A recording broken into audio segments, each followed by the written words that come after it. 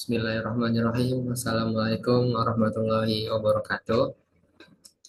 Perkenalkan, nama saya Muhammad Ali Fidianto dengan NIM 2305043 dari kelas S1 TPB dari program studi S1 Teknik Perminyakan. Di sini saya ingin mempresentasikan remedial teknik pemboran 1. Nah, sebelum kita memasuki soal, saya ingin menjelaskan tentang circulating system. Nah, di samping kiri saya ada pertanyaan. Nah, nomor satu itu apa sih alur sirkulasi lumpur? Nah, jawab ya. Jadi alur sirkulasi lumpur itu dimulai dari mud pump. Nah, dari mud pump itu dia naik dipompa ke namanya discharge line. Nah, discharge line itu dia ini saluran saluran keluaran dari mud pump dari standpipe ya, ke standpipe. Nah, habis discharge line dia naik ke atas ke rotary hose swivel. Nah, swivel ini habis swivel kita ke Kelly, masuk ke drill pipe, terus ke sini drill collar itu nih fungsinya itu buat pemberat ya, agar ngebor itu kita stabil. Nah, ke keluar dari nozzle dari drill bit, terus naik ke atas keluar melalui return line. Nah, di ini return line kita melewati beberapa alat. Yang pertama cell shaker. Habis cell shaker dia ke descender buat memisahkan pasir. Nah, desilter dia lebih kecil lagi. Nah, degasser dia memisahkan gas. Lalu ke mud tanks. Nah, dari mud tanks lanjut ke section line dan ya seterusnya. Itulah yang dinamakan alur circulating system. Nah, nomor dua itu fungsi dan komponen sirkulasi lumpur. Nah, dari mana ya? Kita dari Matengs's dulu. Mateng itu dia tempat penyimpanan dan pengolahan lumpur pemborannya. Lanjut ke mud pump. Nah, mud pump ini dia fungsinya untuk memompa drilling mud ya dari discharge melalui standpipe. Nah, discharge line ini dia saluran keluaran dari mud pump menuju standpipe. Nah, dari standpipe itu selang menuju rotary hose dan swivel. Dari swivel kita ke Kelly. Nah, Kelly itu dia batang besi hexagonal yang mentransfer torsi ke drill string dan menjadi jalur aliran lumpur pemboran. Lanjut ke drill pipe, ya itu pipa pemboran. Selanjutnya itu ada anulus. Anulus itu dia celah antara dinding formasi dan pipa pemboran. Nah, selanjutnya di bawah kita ada menggunakan drill collar. Drill collar ini dia fungsinya itu pemberat ya, agar kita ngebor tuh dia nggak kemana-mana. Nah, drill bit dia itu sebagai keluarnya drill mat pemboran ya, lidah pemboran melalui nozzle-nozzle. Nanti kita bahas selanjutnya. Dari drill bit kita menuju ke return line. Ini garis yang menghubungkan setelah keluarnya menuju ke cell shaker, descender, desilton, dan degasser, dan menuju ke mateng lagi. Nah, di sini itu ada cell shaker. Cell shaker itu dia pemisah batuan dari lumpur pemboran. Kalau descender, itu dia menghilangkan partikel pasir dari lumpur pemborannya. Kalau desilter itu dia menghilangkan lumpur halus dari pemborannya. Jadi dia semakin masuk, dia semakin difilter menjadi kecil-kecil lagi. Nah, yang digeser ini kita bisa tahu bentuknya ya. Ini tuh dia buat mengeluarkan gas dari atau memisahkan gas dari mat pemboran ini ya, lumpur pemboran ini. Lanjut kita ke mat tanks. Mat tank ini dia tempat pengolahan dan penyimpanan lumpur pemborannya. Nah, setelah itu masuk ke section lagi dan ulang sampai. Nah, masuk next. ingin selanjutnya itu ada penjelasan tentang apa itu pompa rig atau biasa disebut dengan mud pump.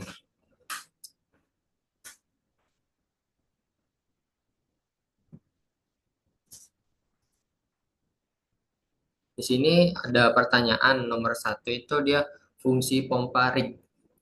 Nah, fungsi pompa rig itu atau biasa disebut dengan mud pump itu fungsinya itu sebagai sistem sirkulasi fluida pemboran. Jadi mud dari lumpur pemboran dia diproses di sini dan dipompa agar melewati rangkaian-rangkaian. Nah, selanjutnya itu nomor dua, perbedaan di atas kanan kiri itu apa? Nah, matpam bagian kiri saya yang ini, itu dia tipenya itu CMP strip 2200. Nah, sedangkan dari kanan saya itu CMP 1600. Apa sih perbedaan kedua di atas? Nah, dari kiri itu ini matpam yang digunakan untuk jenis pemboran di area laut atau offshore dengan tekanan 2200 horsepower ya.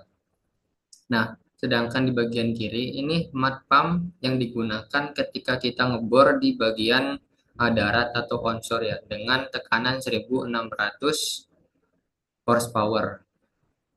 Jadi perbedaan keduanya itu yang kiri digunakan di offshore dengan tekanan yang tinggi karena di laut itu kita ngebor banyak tantangannya ya. Air kan kita semakin dalam kan tekanannya semakin besar. Jadi membutuhkan mud pump yang pertekanan tinggi juga. Nah, sedangkan di onshore atau di darat ini ya sedang aja lah. Kita tidak terlalu memerlukan banyak horsepower. Next kita masuk ke soal ya. Soal nomor satu. Diketahui data lapangan kedalaman sumur 600 feet, rate minimum Q min 444 GPM, galon per menit. Nah, GPM ini yaitu dalam 1 menit dia menghasilkan 444 galon. Itu yang dimaksud dengan 444 GPM. Rate maksimum atau Qmax itu berada di angka 762 GPM. Daya maksimum atau horsepower max itu mencapai 1388 horsepower. Batas max pump rate yang tersedia di tekanan permukaan maksimal 2145 psi dan densitas lumpur 11,2 pon per galon atau ppg dengan data flow rate, pump rate test atau FPRT, data lapangan Q1 menunjukkan 432 GPM dan PP1 560 PSI, tekanan parasitik. Nah, PP ini disebut dengan tekanan parasitik ya guys. Masuk di Q2, Q2-nya itu kita dapat memperoleh 211 GPM dan PP2-nya 155 PSI. Nah, pertanyaannya adalah jawablah pertanyaan optimasi hidrolik berikut ini menggunakan konsep BHP. Yang pertama itu kehilangan tekanan di bit. Nah, yang kedua itu kita menjawab dengan rate optimum atau key optimum. Yang ketiga itu, sebentar saya geser dulu ya.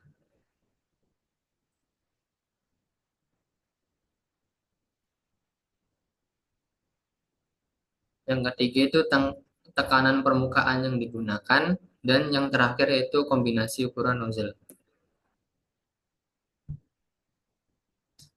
Nah, diketahui dari data di atas yaitu kedalaman sumur 6.000 feet, rate minimum atau Qmin 444 GPM, rate maksimum atau Qmax yaitu 762 GPM, horsepower max yaitu 1388 horsepower, tekanan permukaan maksimum yaitu 2145 psi, dan densitas lumpur yaitu 9,2 ppg pon per galon. Masuk ke bagian nomor A ya. Ini menentukan kehilangan tekanan di bit.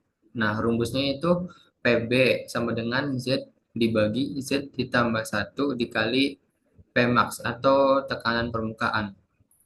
Nah, kita masukkan ke sini. Nah, Z itu dari mana sih? Nah, Z itu hasil dari Z sama dengan log buka kurung PP1 dibagi PP2 tutup kurung dibagikan dengan log Q1 dibagi dengan Q2. Nah, hasilnya itu 1,79 atau laminer. Nah, kenapa di sini ada 279? Karena Z ditambah satu ya. Apa itu laminer? Laminer tuh dia jenis aliran. Nah, jenis alirannya itu berarti dia tenang, lurus. Jadi kita masukkan angkanya yang tadi hasil Z. Jadi 1,79 dibagi 2,79 dikali 2145. Yaitu kita hasilnya itu 1376,2 PSI. Selanjutnya kita hmm, menentukan laju alir optimum. Rumusnya itu Q optimum gua kurung tekanan permukaan dibagi Kp kehilangan tekanan parasitik ditambah Z ditambah satu dipangkatkan satu dibagi Z. Jadi kita masukkan datanya 2145 dibagi 0,0107 buka kurung 1,79 ditambah satu dipangkatkan satu per 1,79. Kita hasilnya itu 516,6 kpm galon per menit. Next yaitu sebelum masuk ke soal nomor satu bagian terakhir, saya ada pertanyaan. Nah, quiz nomor satu ini apa itu nozzle? Nomor dua, di mana letak nozzle? Nomor tiga, kenapa harus menentukan diameter nozzle? Nomor empat, jenis bit dan masing-masing fungsinya ya. Nomor satu dulu saya ingin menjawab apa itu nozzle. Nah, nozzle itu dia lubang bagian bawah drill bit ya, inilah yang namanya nozzle. Nozzle. Dia fungsinya untuk mengatur tekanan fluida pemboran yang keluar ketika proses pengeboran. Jadi dia semakin semakin kecil diameternya, jadi dia tekanannya semakin kuat. Nah, nomor dua, di mana letak nozzle? Letak nozzle itu dia di bagian bawah drill bit ya, di sini. Nomor tiga, kenapa harus menentukan diameter nozzle? Karena diameter nozzle itu penting ketika saat kita pengeboran. Kenapa penting? Karena di saat ngebor itu kita mengatur besar kecilnya diameter nozzle yang keluar. Ketika diameternya kecil, maka fluida pemboran yang keluar dari drill bit itu semakin besar karena diameternya kecil ya. Next yaitu jenis bit dan fungsinya. Jenis bit yang digambar ini yaitu yang pertama ini adalah drag bit, yang kedua ini tricon bit, nah yang ketiga ini diamond bit. Next masuk ke soal bagian terakhir nomor satu, itu menentukan kombinasi ukuran diameter nozzle. Yang pertama menentukan luas nozzle dengan rumus A atau luas nozzle sama dengan densitas lumpur dikali laju alir optimum dipangkatkan 2 dibagi 10.585 dikali PB. Nah, kita masukkan data 9,2 dikali 516,5 pangkat 2 dibagi 10.585 dikali 13.762,2. Hasilnya itu 0,4049 inch persegi. Selanjutnya itu menentukan diameter nozzle. Rumusnya itu akar dari 32 diakarkan 4 dikali A. A ini tadi hasil luas nozzle ya.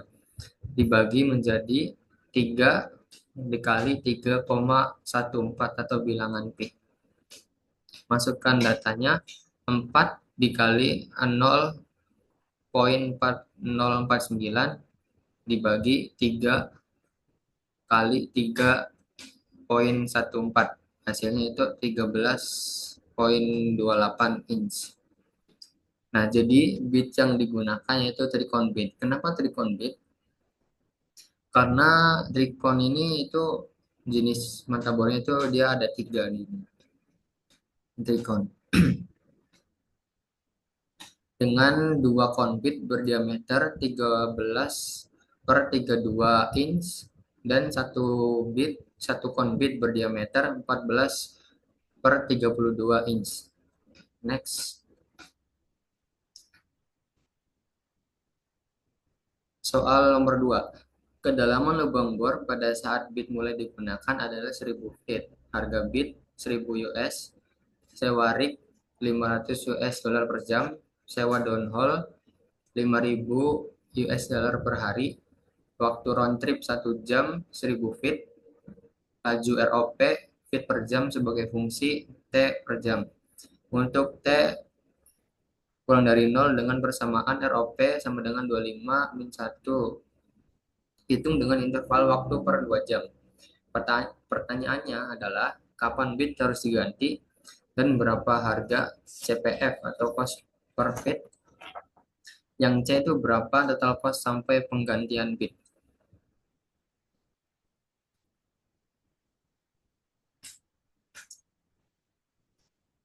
Jadi nomor bagian A, kapan bit harus diganti?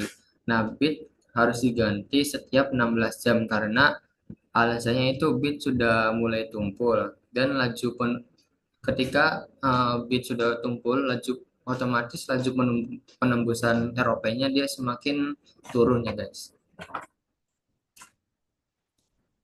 Next ke berapa harga CPF dan harga sampai penggantian bit.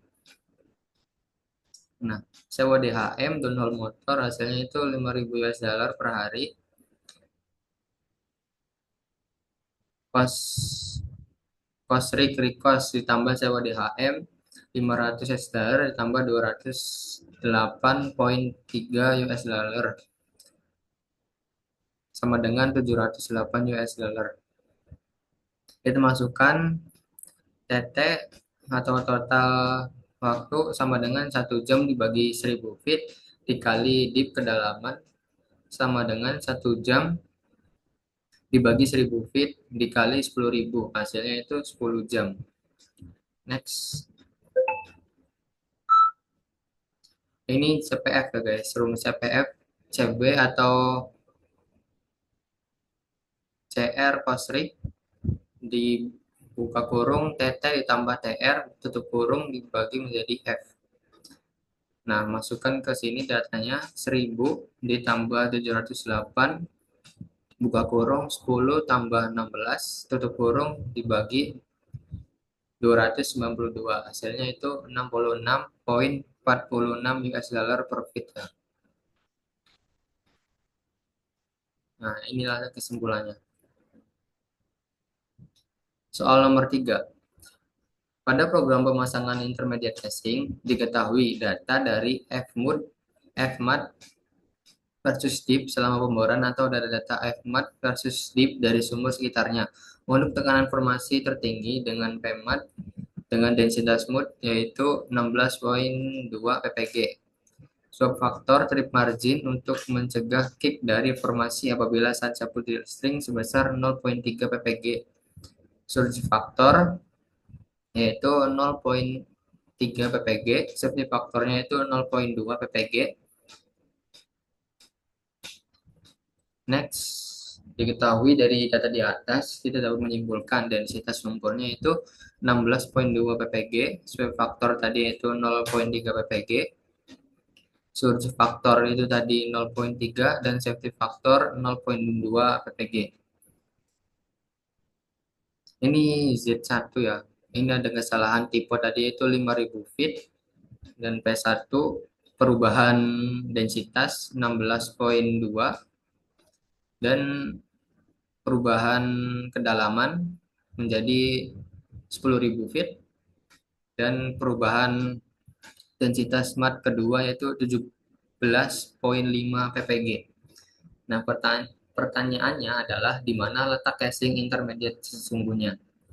Jadi, sebelum kita mengetahui letak casingnya, pertama kita harus mencari itu selisih densitas.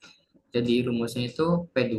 Nah, ini P2 17,5 dikurangi P1 16,2. Hasilnya itu 1,3 pon per galon. Nomor 2, selisih dengan total gradien reka. Rumusnya itu total gradien reka dikurangi P1.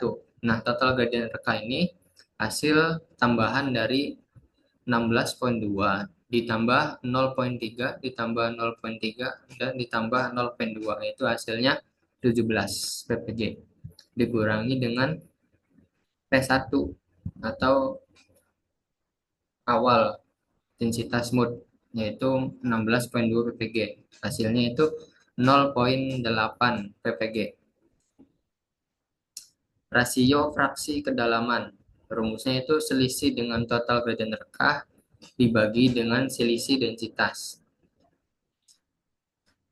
Nah, selisih dengan total gradien rekah ini hasilnya ini ya, kita masukin 0,8 dibagi dengan 1,3 hasilnya 0,61538. Selanjutnya itu letak casing intermediate. Rumusnya itu Z1 buka kurung rasio kedalaman dikali Z2 dikurangi Z1 tutup kurung. Hasilnya yaitu 5.000 ditambah buka kurung 0,61538 dikali 5.000 tutup kurung. Hasilnya itu 8.076,9 feet. Jadi letak casing intermediate sesungguhnya itu diletakkan di kedalaman 8.076,9 feet ya.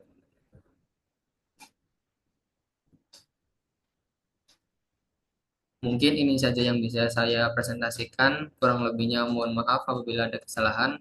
Saya pamit undur diri. Wabillahi taufiq wal hidayah. Wassalamualaikum warahmatullahi wabarakatuh.